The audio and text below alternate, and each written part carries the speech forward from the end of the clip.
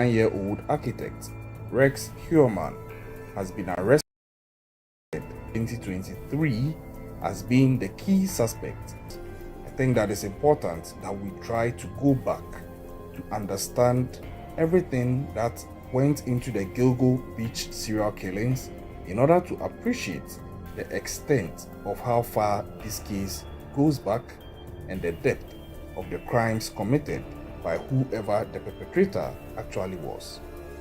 This is a video going to summarize everything that has been known about the Gilgo Beach serial killings, right from how the issues started, the various victims that have been taken as a result of this issue, how the police went about their investigations, additional victims that were found between 2011 and 2010, in addition to the Gilgo 4, the discovery of Shannon Gilbert's body, timelines as far as this case is concerned, other possible victims, and profile of various suspects and persons of interest along the years, right up to the point where Rex Heurmann was arrested in July 2023 as the key suspect, with investigations still ongoing.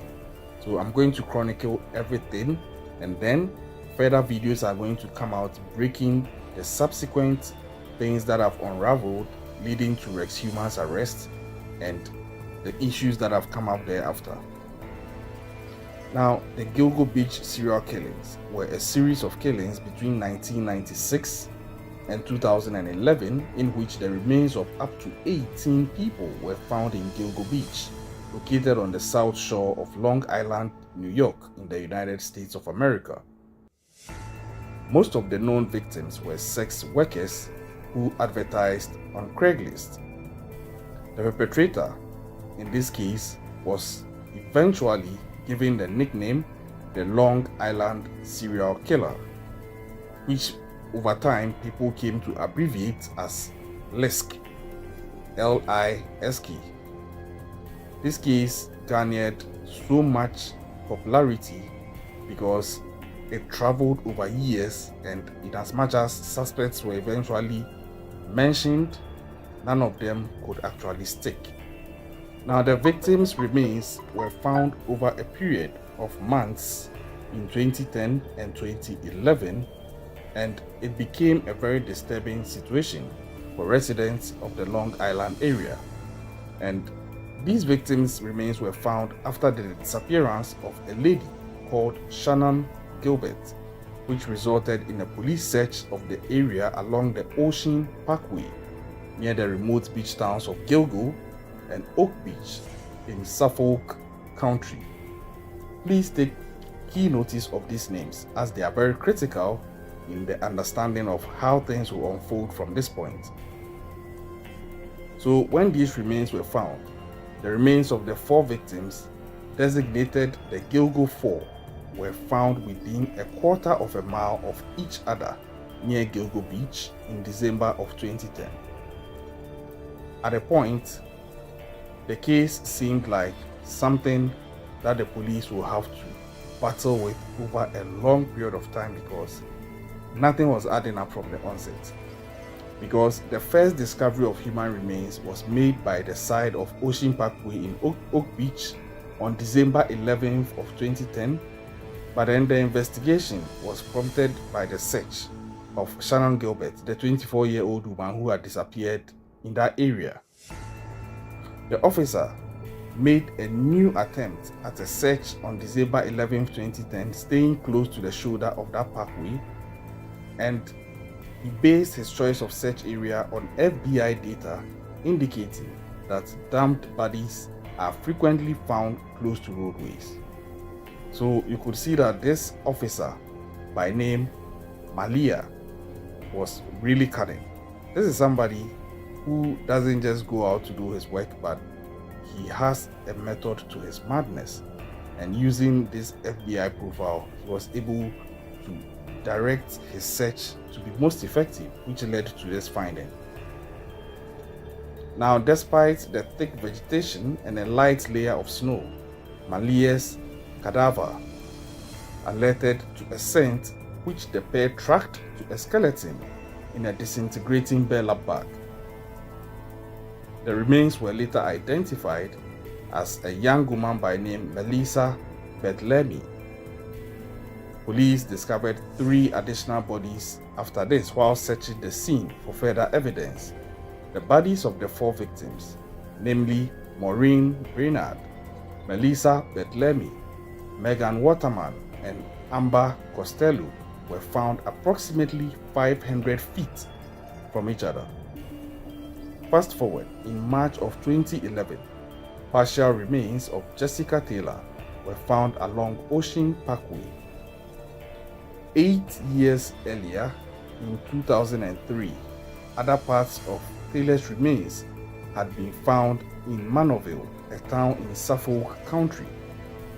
Now, the next month in April of 2011, police discovered 3 additional sets of remains, which are an unidentified female toddler, an unidentified Asian person, and Valerie Mack, all with partial remains of whom, like those of Jessica Taylor, had been found in Manorville years earlier in November 2000. 2 more bodies were found in Nassau County, and these were an unidentified woman whose partial remains had previously been found on Fire Island in 1996, and then an unidentified woman with a distinctive tattoo of peaches who was later found to be the mother of the unidentified toddler found in Suffolk County. So it seemed like somebody was taking the lives of these women and dismembering them and spreading them across the state. Now, on the 9th of May 2011, police speculated that because of similarities in the cases, Valerie Mack, who at the time was unidentified, and Jessica Taylor may have been murdered by a second separate killer. On 29th of November 2011, police announced that they believed one person to be responsible for all 10 murders of these women, and that the perpetrator is almost certainly from Long Island. The single killer theory stems from common characteristics between the condition of the remains and forensic evidence related to the bodies at the time. In June of 2011, Suffolk County Police announced a $25,000 reward for information leading to an arrest in the Long Island murders. Now, Shannon Gilbert's remains were located in Oak Beach in December of 2011, which was 19 months after her disappearance. The cause of her death was still being contested. So at this point, things were not really moving as the police would have wished as far as the investigations were concerned. So on the 10th of December 2015, Suffolk County Police Commissioner Tim Sini announced that the FBI had officially joined the investigation. Now, this announcement came one day after former police chief James Burke was indicted for civil rights violations and conspiracy. Burke, who resigned from the department in October of 2015, was reported to have blocked FBI involvement in the Gilgo Beach cases for several years. The FBI had previously assisted in the search for victims but had never officially been a part of the investigation. So, in November of 2016, Burke was sentenced to 46 months in federal prison for assault and conspiracy. So, this case had traveled some years now, and up until this point, in as much as they found some victims and their remains, no clear breaks were happening as far as the investigation was concerned. But then, on the 12th of September 2017, Suffolk County prosecutor by name Robert Biancavilla from the County District Attorney's Office said that a man by name John Petrov, who was a carpenter from Manorville, may be responsible for some of the murders. Petrov was convicted in May of that year of the murders of 2 sex workers in 1993 and also in 1994. Now, on January 16th of 2020, Suffolk County Police Commissioner Geraldine Hart released images of a belt found at the crime scene with the letters HM or WH, depending on the angle you are looking at it from. And it didn't really make sense clearly whether it was HM or WH, because it will depend on the orientation of the belt, whether you are looking at it upside down or otherwise. The belt had been found during the initial investigation near Ocean Parkway in Gilgo Beach, and police believed that the belt was handled by the perpetrator and that it had not belonged to any of the victims. The police revealed few details about the belt's evidentiary value and would not comment on exactly where it had been found. It was also announced that new scientific evidence was being used in the investigation and that they had launched a site called gilgonews.com, which was a website that would enable the department to share news and receive tips regarding the investigation. Now, at this point, I will tip my hats off to all the security forces that coordinated on this case. This is a case that had traveled over a decade at this point, and their resolve to pursue and find justice for the victims seemed unwavering. And I think that is commendable, because at this point it was about a cold case, but they were still on it. Now, in June of 2019, a proposal was made to use genetic genealogy to identify the unidentified victims and possibly, by doing so, make a headway in identifying the killer in the Gilgo Beach case. So, on May 28th of 2020, Jane Doe number 6 was identified as Valerie Mack, who also went by the name of Melissa Taylor. So at this point, science was now helping the investigation to make some strides. Maureen Brainerd Barnes of Norwich, Connecticut, was 25 years old when she disappeared. Take note that at this point, science has come in, as at the 2020, but these disappearances occurred sometime in 2010, which included that of Maureen Brainerd Barnes.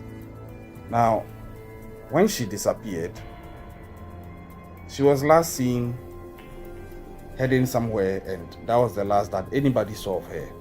And according to the timeline, she even disappeared around 2007. And she had said at the time that she planned to spend the day in New York City.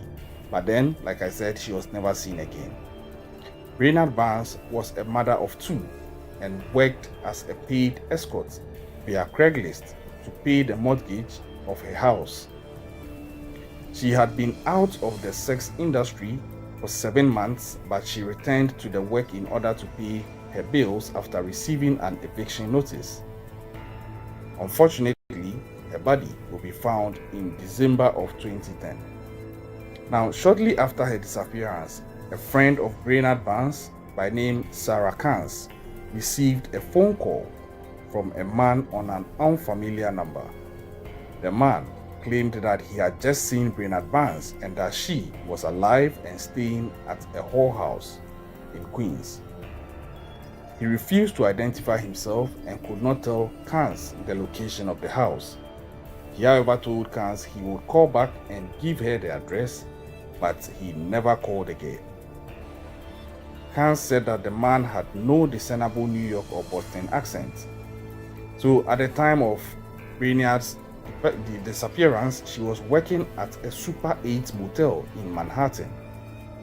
Now, on the 9th of July 2007, she called a friend in Connecticut and told her that she was planning to meet a client outside of the motel.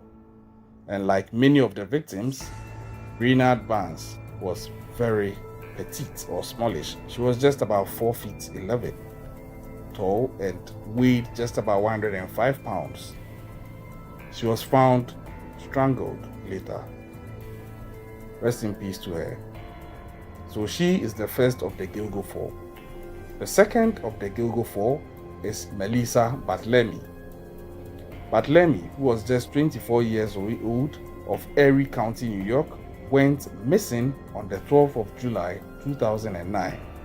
Now, she had been living in Bronx in New York, working as an escort through Craigslist also. And on the night she went missing, she met with a client, deposited $900 in her bank account, and attempted to call an old boyfriend but did not get through.